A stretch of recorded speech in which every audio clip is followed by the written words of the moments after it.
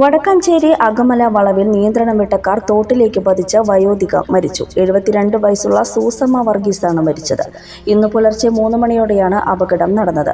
ചേലക്കരയിൽ നിന്നും തൃശൂർ മെഡിക്കൽ കോളേജിലേക്ക് പോകുകയായിരുന്ന കുടുംബം സഞ്ചരിച്ച കാറാണ് നിയന്ത്രണം വിട്ട് പാടത്തിന് സമീപമുള്ള തോട്ടിലേക്ക് മറിഞ്ഞത്.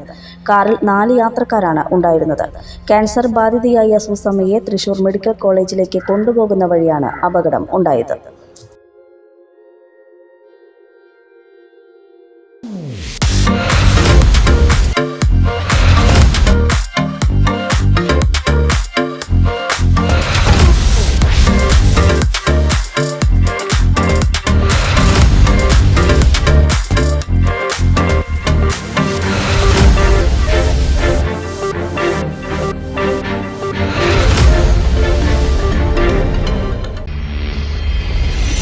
You're watching True Line News.